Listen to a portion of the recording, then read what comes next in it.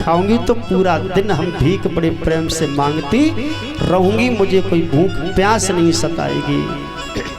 तो उस रात मैया ने कपड़े में बांध करके वो चना झोपड़ी में रख दिए और मैया लेट गई। सारा दिन हो गया, सारी रात भूख से व्याकुल। आधी रात का वक्त हुआ है, कुछ चोर आए हैं लोगों। तो चोर कुछ आए हैं तो अन्य कहीं न पहुंच करके विधि के विधान के अनुसार उसी झोपड़ी में चोरों ने डाका डाल दिया। और झोपड़ी में जब चारों तरफ निहारा है, कुछ मिल जाए, कुछ नहीं मिला, तो वो चने ही हाथ लग गए। तो चोरों ने सोचा कि ये चने, उन्हें नहीं पता था चने, लेकिन उन्होंने ये सोचा है कि जब हीरा जवाहरात मोती जैसे हैं, अब चुपचाप ले लो और यहाँ से निकल चलो। तो वो चनों वाली पोटरी हाथ में लगी है चोरों के, तो वो निकल गए और गुरु सांदीपन के आश्रम के पीछे बैठ करके उन्होंने हिस्सा बंटवारा किया।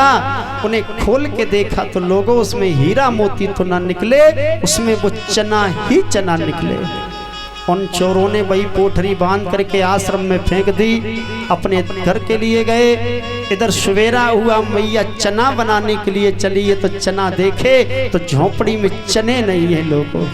जब चने नहीं है तो वो गरीबनी का हंस अंदर से रो गया, और गरीबनी का हंस जब रोया तो उस मैया ने चनों को श्राप लगा दिया कि जो पापी मेरी जैसी गरीबनी दुखिया के चने लेकर के गया है और हमें भूख से तड़फाया है, जो मेरे चना खाएगा वो मेरी तरह गरीब बन जाएगा।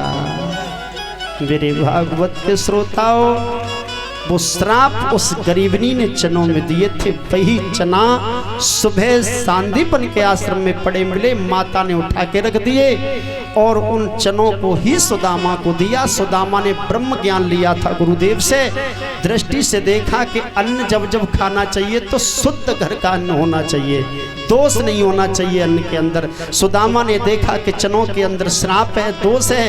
यदि चनों को हम किसी और को खिलाते तो बेचारा वो गरीब हो जाएगा, भूख से व्याकुल रहेगा। मित्र को देते तो मित्र भिखारी रहेगा। अब ये चना फेंकेंगे भी नहीं और मित्र को भी न दे करके स्वयं खा लो। जब मैं गरीब हो जाऊंगा तो दीनों को दयाला मेरी गरीबी को जरूर दूर करेगा।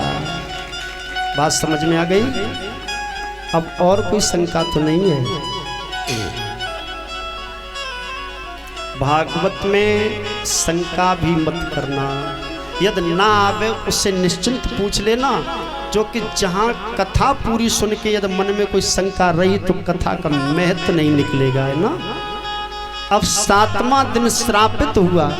परीक्षित को एक सर्प का श्राप लगा हुआ है, ऋषियों ने श्राप दिया था। तक्षक नाग एक